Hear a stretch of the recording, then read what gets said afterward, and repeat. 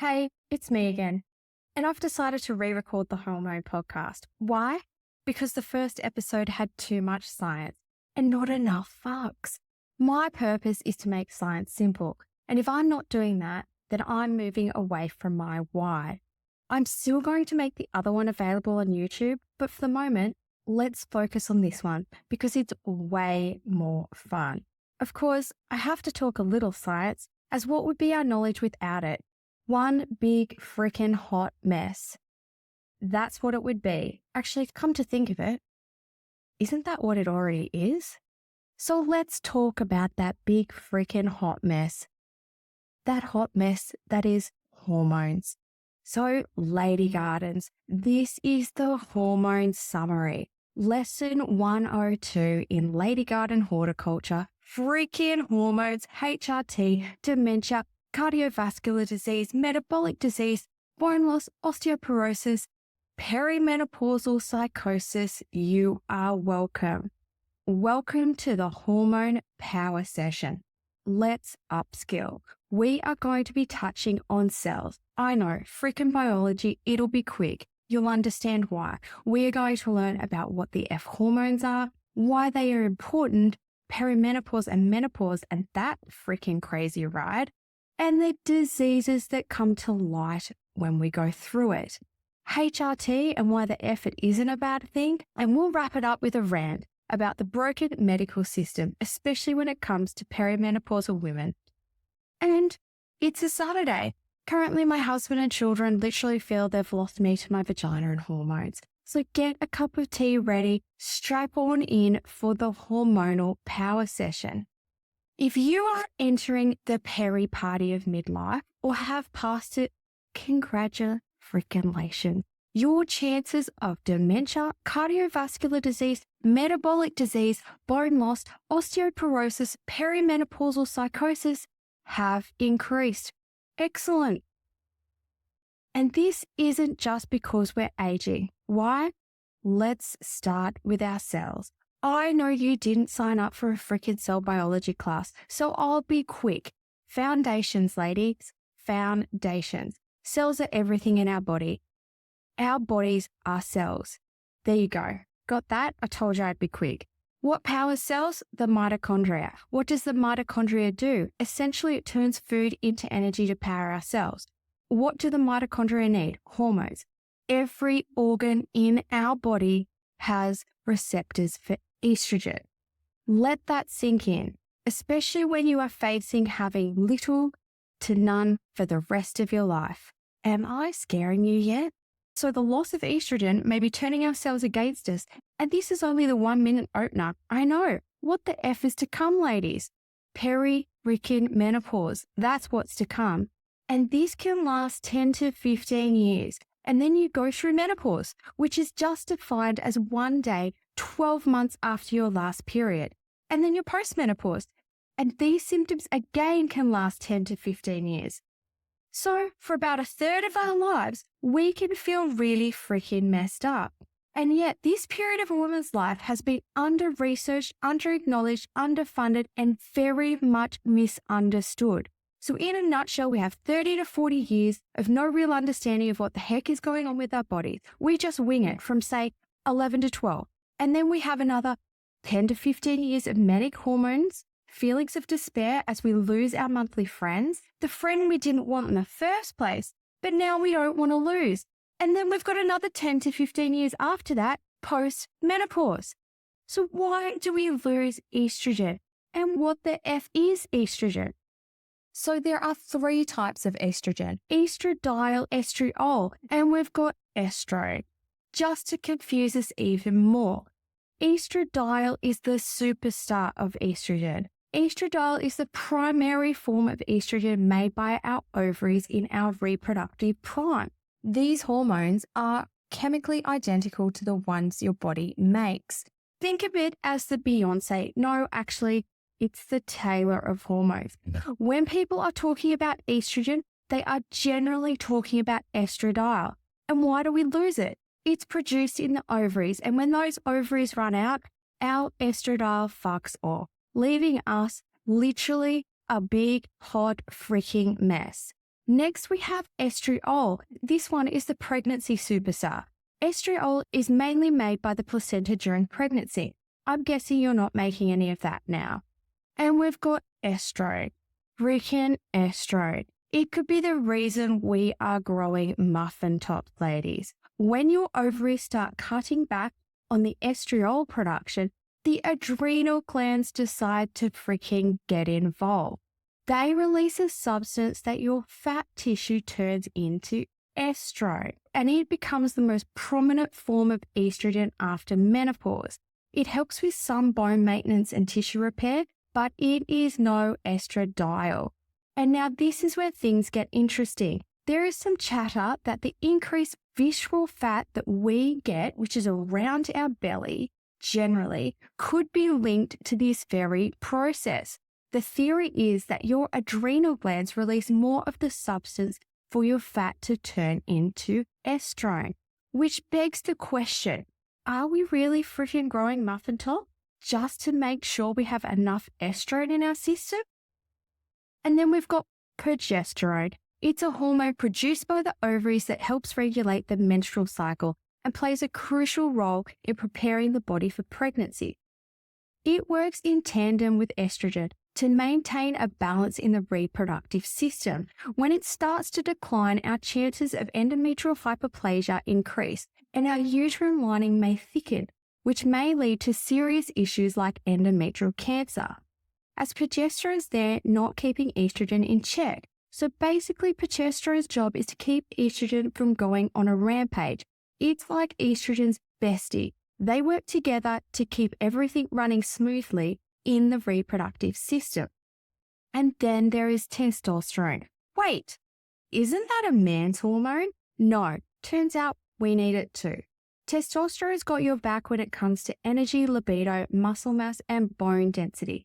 Testosterone is produced by the ovaries, adrenal glands, and peripheral tissue. It helps to convert estriol. That magic transformation is key for both bone health and keeping your mood from doing backflips. So when your testosterone dips, it's like a domino effect that also messes with your estrogen levels. And what happens when these hormones start to decline? Our freaking chances of dementia, cardiovascular disease, metabolic disease, bone disorder, osteoporosis, perimenopausal psychosis increase by like 30%. And ladies, this brings us to the peri party, perimenopause and menopause. And the symptom list is longer than our kids' Christmas list to Santa. Periods might come and go like an unreliable friend, sometimes heavier, sometimes lighter. They're gone for a while and then surprise, they show up 6 months later. Mood changes, your mood can turn into a circus. Irritability, check. Anxiousness, oh yeah. Feeling like you can throw a tantrum, abso-freaking-lutely. Sleep disturbances, thanks to the low progesterone. Insomnia, yep, that is now a thing. I had progesterone the other night and I called my girlfriend and I said, fuck, I had forgotten what it was like to sleep. How freaking good is sleep? Then we have increased risk of endometrial hyperplasia without progesterone keeping it in check. Then we've got acid reflux. Acne. It turns out breakouts are just as much a part of perimenopause as menopause. However, we just need a magnifying glass to pop them. But don't pop them. You don't want scarring, especially on older skin, not at our age. Trust me. We've also got alcohol intolerance, anxiety, joint pain, arthritis, asthma, autoimmune diseases. How many of you have gone to the doctors with sore joints and they're testing you for rheumatoid arthritis and a list of other things and they can't find anything wrong? Perimenopause. Bloating, body composition changes and belly fat. Is that the body trying to make estrone by growing a freaking muffin top? Brain fog. Who else is forgetting major things at work? Like, what's the name of that thing? That thing. Can you pass me that thing over there? It's a freaking pair of scissors. Brittle nails, breast tenderness, burning sensation of the mouth and tongue, chronic fatigue syndrome. Who the freaking hell is tired? Hands up. Crawling skin sensation, decreased desire for sex. This is definitely it's a not you, it's me scenario. So husbands, listen up. dental problems, depression, difficulty concentrating, dizzy spells, vertigo, dry or itchy eyes, dry mouth, dry skin. I see this in the clinic all the time. Eczema, electric shock sensation, genital urinary symptoms. I mean, what the F does that mean? Basically everything in your pelvis. High cholesterol. I was at a talk recently and Michelle Bridges, one of Australia's leading fitness figures, says she's suffering from high cholesterol. She shouldn't get high cholesterol. Look at her. She's a health machine. Hot flushes, incontinence. Have a think about this, ladies. If you are still getting your period or you're finding the week before your period, you are needing to pee every 5 seconds and dashing with urgency to the toilet. I know I am. This is because our estrogen generally tanks the week before your period. And now that you're 40 plus, it's decreasing more than it used to when you were younger. And your genitourinary system and everything in your pelvis, it freaking loves estrogen. So it tanks too. Insulin resistant. This can lead to a whole range of metabolic disorders, kidney stones, memory issues. I am constantly walking aimlessly around my house. By the time I've gotten to one end, I'm walking back trying to figure out why the heck I'm in the laundry and not the bedroom. Mental health disorders. Our risk of suicide increases. Considering for women, our risk of suicide increases in our teens, post-pregnancy, and then again at the age of 40 to 55, I'm seeing a pretty big correlation here with hormones. Did you know that post-pregnancy, your body goes through a mini menopause and your estrogen crashes, which allows us to breastfeed? There is mounting evidence to suggest that the fluctuations in estrogen can significantly influence the risk of depression. Think postpartum depression. And there's perimenopausal psychosis, migraine, mood changes, muscle aches, night sweats, non-alcoholic fatty liver disease, osteoporosis, pain with intercourse, again the loss of estrogen, the skin in our vagina becomes drier and thinner, muscle loss, sleep apnea, sleep disturbances. Who the F keeps waking up at 2 a.m.? Progesterone, please. Thinning hair, thinning skin, tendinitis, ringing in the ears, TMJ, lockjaw, unwanted hair growth, urinary tract infections, and this is big. 7% of sepsis arises from UTI, and 270,000 people die from sepsis in America and 8,700 in Australia, which is more than stroke and road accidents. Did you know that vaginal estrogen has more than an 80% success rate in preventing recurring UTIs? But let's give low-dose antibiotics. We will hear about one of my friend's scares with UTIs and sepsis in upcoming episodes. Vaginal dryness, vertigo, weight gain, wrinkles, jowls, and saggy skin. And these pesky changes sneak the F up on us, and we find ourselves thinking, did I get this in my 30s? Hormones really are the life force of our existence, and when they're out of whack, sure do we know about it. And what does the medical system do to treat these ailments? Not much. They're only just working out that they're all related to perimenopause and menopause. Yet, imagine if a man was told at 52 his penis would drop off and sex was no longer a thing. It would be a pandemic. COVID all over again. Every scientist around the world would be recruited and billions spent, and then there would be a pill for it. I can't claim that analogy as my own. Thank you to my kindred spirit, Kelly Casterton. She just doesn't know that we're kindred spirits yet. And maybe I'm being a little stalky. I digress. But we are expected to suffer. It's normal. It's all in our head. You're too young for perimenopause. And what's even more shocking, when we go to find answers, we are met with a medical system that's letting us down. Recently, a friend of mine who was experiencing night sweats and sleeplessness was told by her GP that she was too young to be perimenopausal. What the F? She's freaking 48. You can start experiencing perimenopausal symptoms at 35, and the average age of menopause is 52. She's 4 years off the average age, and yet the perimenopausal journey can last 7 to 15 years prior to menopause. And menopause is just one day, 12 months after your last period. And then you're post-menopausal. And her GP is telling her she's not perimenopausal. What the F? Just take into consideration egg cell count, for example. On average, at the age of 30, we have 10% of our egg count left. At 40, that's 4%. Our bodies are on a hormone downward trajectory. How is the medical system so misinformed and why? Honestly, why does this all matter? Well, picture this. And for some of us, we don't need to picture this because we've probably lived it. We go to the doctor. We've got frozen shoulder or joint pain, and we walk away with cortisone injections and pain relief. We're also anxious, so now we have anti-anxiety medications. We're bouncing between high and low mood, so here's some antidepressants. And our cholesterol's up, so here's some statins. Unexplained itchy skin, weird tingling, here's a referral to a dermatologist and a neurologist. Plus, a note, take some magnesium.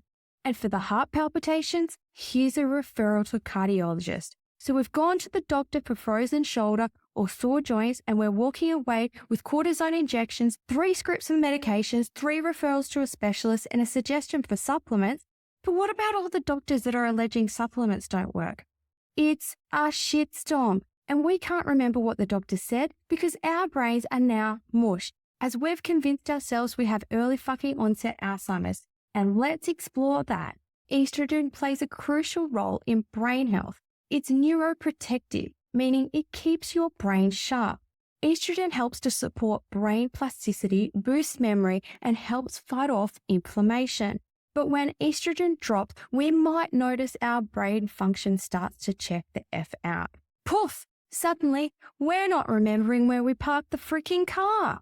Women are twice as likely to develop Alzheimer's than men, which has long been attributed to the fact that women live longer than men. And the Alzheimer's risk increases as we age. But emerging research has found that the dramatic change in hormones that we are experiencing during perimenopausal transition, especially the loss of estrogen, can increase neuroinflammation. This also could be the reason as to why we are disproportionately affected by other cognitive-related diseases and disorders, such as MS, autoimmune diseases, migraines, and major depressive disorder. And get this, some studies are indicating that hormone replacement therapy soon after menopause may reduce the risk of developing dementia and Alzheimer's. One study found that starting estrogen therapy within 10 years of menopause was associated with a 32% reduction in dementia risk. 32%! How is that not big freaking news? And let's mention the APO4 gene. The APO4 gene is one of the strongest genetic factors for Alzheimer's. Individuals who inherit one copy of the APO4 gene from one parent have an increased risk of Alzheimer's, and those who inherit 2 from one parent, they have an even greater increase of Alzheimer's and dementia. Research is suggesting that estrogen may offer protection against the damage caused by the APO4 gene, and it may play a significant role in reducing the buildup of amyloid plaque, and it may also protect brain cells from degeneration. This is really important for me, as I carry one of the APO4 genes, and if you've listened to my previous podcast, you'll know that my mother, who is only 75, is in a home with dementia. And it does make me think, had she not been told that HRT caused cancer, and had she decided to go down the route of HRT, would she be in a very different place right now? It's pretty sad to think that something so simple could have had such a profound effect on the rest of her life. It angers me that the misinformation that was published all those years ago caused so much harm. I know for a fact that my mother struggled through menopause. It was right after menopause that she started to feel something wasn't cognitively right. She also never explored HRT because she believed it caused breast cancer. And it is so sad to think that she declined a treatment for something she wasn't at risk for, yet it could have helped her with a disease that she was at risk for. She had always worried about dementia, and this may have been a game changer for her and many women like her.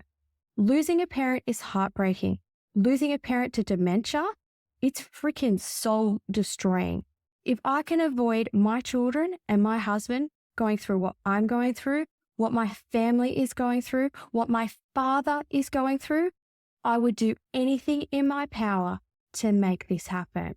If you are interested in this topic, definitely check out Dr. Lisa Mosconi's book, The Menopausal Brain and the XX Brain, the groundbreaking science empowering women to maximize cognitive health and prevent Alzheimer's disease.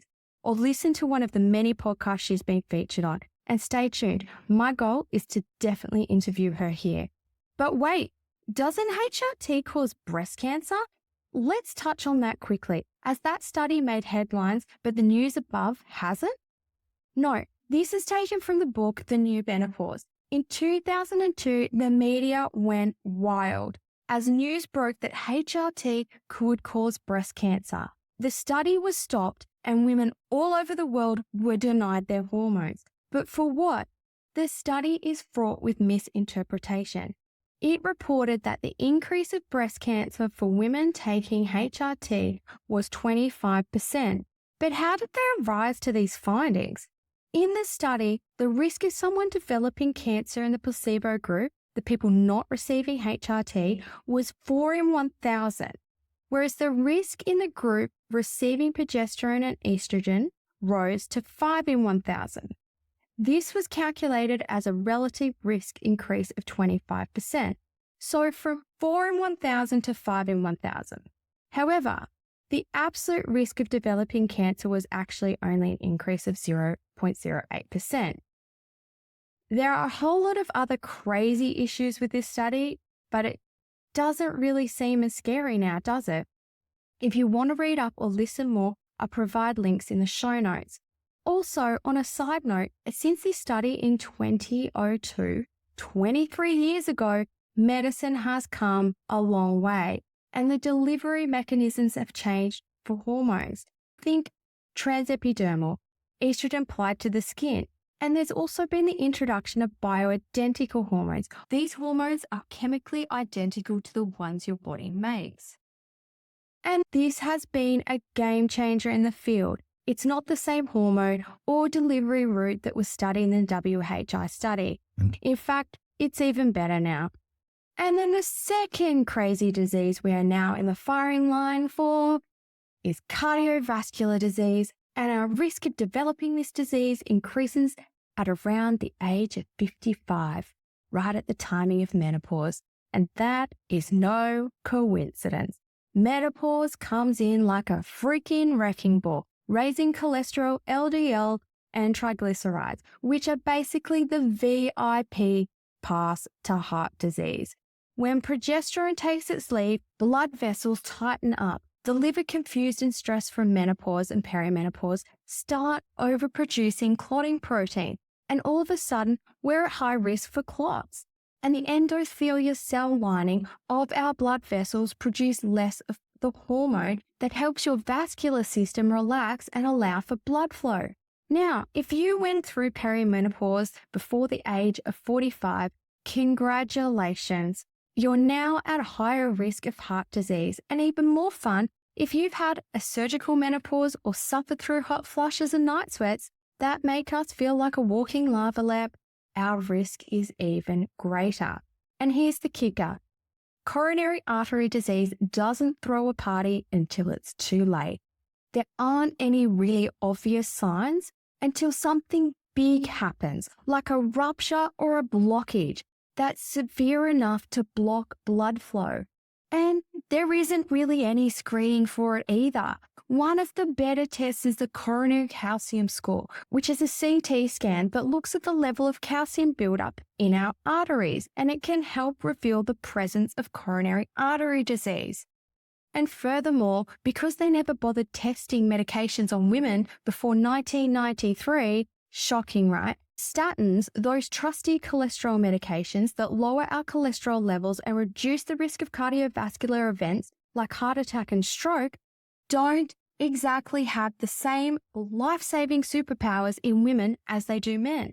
Some studies suggest that statins may not provide the same level of protection for women particularly when it comes to preventing heart attacks. Go figure, we are different. So did anyone learn any of this at school? No. Ladies, we live a third of our lives post-menopause, and we may be living longer. But the real question is, do we live it better and in better health?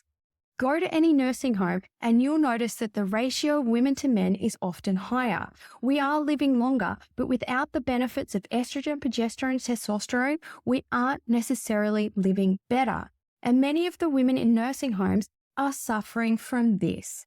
Osteoporosis. We basically chew up and build new bone every day. The bone you were born with is not the bone you have now. And this is thanks to two cells, the osteoclast cells and the osteoblast cells. So the osteoblast cells, they break down bone or eat bone, while the osteoclast cells build and lay new bone.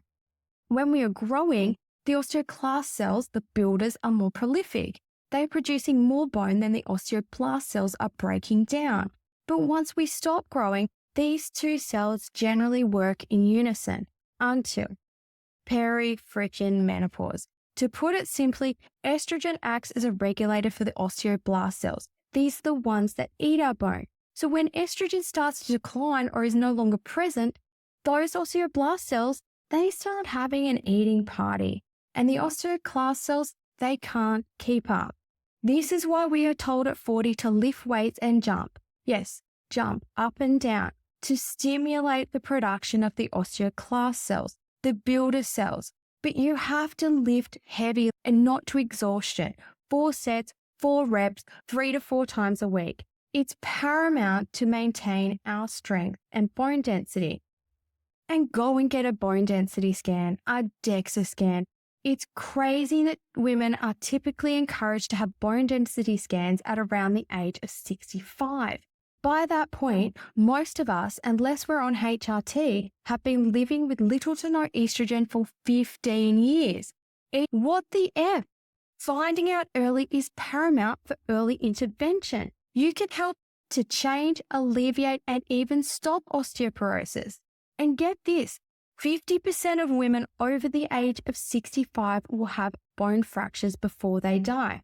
And 29% of all hip fractures in someone over the age of 65 will result in death. I am going to say that again. 29% of all hip fractures in someone over the age of 65 will result in death. Bone fractures are also not our only concern.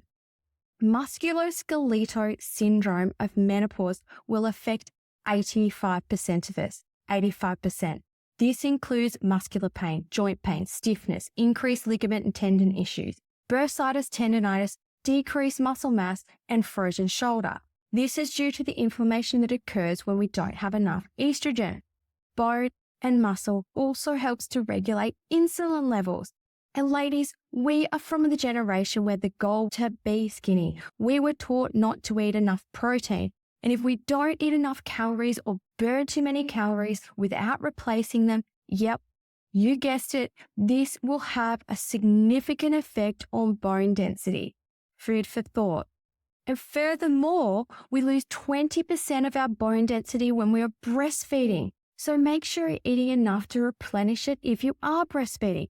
However, if you've had babies in quick succession, especially later in life, get a scan, as your body may not have had time to fully replenish. Actually, if you're over 40, just get one. See where you sit. And yes, HRT, especially testosterone, has been found to have a significantly positive effect on muscle mass, strength, and bone density. Furthermore, I strongly advise you to listen to Vonda Wright. She's an orthopedic surgeon and leading speaker on the effects of perimenopause and menopause on bone health. And moving on, who can forget about our increased chance of insulin resistance? The body's cells become less responsive to insulin, leading to higher blood sugar levels. And if your blood sugar levels remain high for an extended period of time, this can lead to chronic low-grade inflammation. And I'd like to point out that insulin resistance is the first sign of metabolic dysfunction. And that is the gateway to metabolic syndrome, a group of conditions that significantly increase your chances of type 2 diabetes, coronary artery disease, and stroke. Metabolic syndrome can include elevated blood sugar levels, elevated triglycerides, low high-density lipoprotein, high cholesterol, and high blood pressure. How good are declining hormones? And if you're not feeling overwhelmed yet, you're in an increased risk if you have PCOS, sleep apnea, or fatty liver disease. There's also been some research suggesting that hormone therapy may have a protective effect against insulin resistance in postmenopausal women. In fact, according to the book The New Menopause, studies have shown that women on hormone therapy have a 20% lower chance of developing type 2 diabetes when compared to those who are not using HRT. However, of course, because medicine didn't bother researching women beyond their capabilities of growing a child, more research is needed in this area to confirm these findings. And if I haven't shocked you enough yet, let's talk suicide. Yes, ladies, our chances of suicide increase during perimenopause and menopause. Women are committing suicide. Perimenopausal psychosis and depression is a thing. Our brains are wired for hormones. I wanted to share a story of a husband who lost his wife due to perimenopausal depression, who is working towards greater awareness and changes. This is from the Menopause Society charity. He said that his wife had felt that the close relationship she had had with her children had disappeared, and she struggled to feel warmth and affection. She also felt that she lacked empathy. All those traits that she now perceived were in fact the polar opposites of who she really was. They sought advice from specialist after specialist who continually fobbed off the suggestions that it might be her hormones. They diagnosed a woman with a degree from Harvard who loved her job, loved her family, loved her life prior to perimenopause with psychosis and depression. He lost her to suicide. This begs the question, when a woman is in her mid to late 40s and presents with anxiety and depression, especially when she has no prior history of mental health issues, surely the first question should be, is there a link to perimenopause? However, for years we were told it was literally all in our heads. Women were locked up in psychiatric wards, midlife mania, coming from the ovaries. There is a need for better training, support, and public awareness. It'd be interesting to see the statistics on how many psychiatrists actually know or acknowledge perimenopausal depression and psychosis as a thing. And is the treatment of hormones a consideration? Or are we just putting women on antidepressants and antipsychotic drugs? And have these medications even been studied on the brains of perimenopausal and menopausal women? Remember, we weren't even used in clinical trials until 1993. Much more needs to be done to recognize and treat the problems of changing hormones on women's mental health and well-being. Are you feeling this way, or are you noticing these symptoms in someone else around you? Please reach out for help, and reach out for someone who's qualified in perimenopause and menopause. If you're a medical practitioner, check out the Debbie Grant Foundation in the show notes. They have wonderful tools for medical practitioners wanting to upskill in this area. And they also have fabulous tools for individuals too, with links to resources and practitioners. I know for many of us, we feel helpless in the search for our former selves and for a doctor who truly understands how we are feeling. We often leave doctors' clinics disheartened and unheard. You're too young for perimenopause. They are not actually symptoms of perimenopause. Here's a handful of pills. HRT causes breast cancer. It's all in our heads, or simply every woman goes through it, so toughen up. It leaves us disenfranchised with the medical system.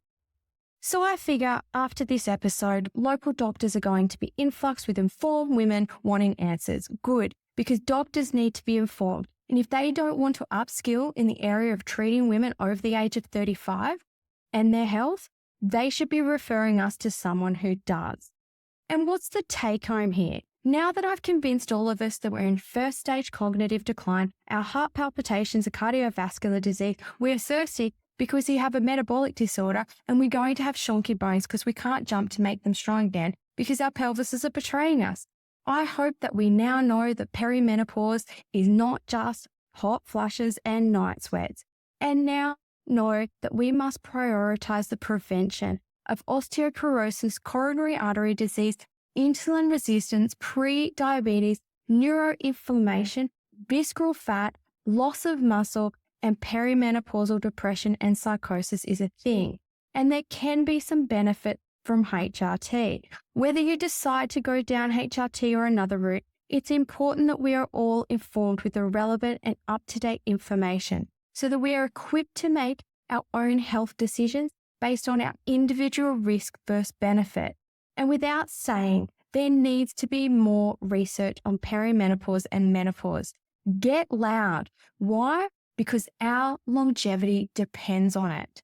Ladies, this will be the first time in history where a majority of the female population will be living 40 years past menopause.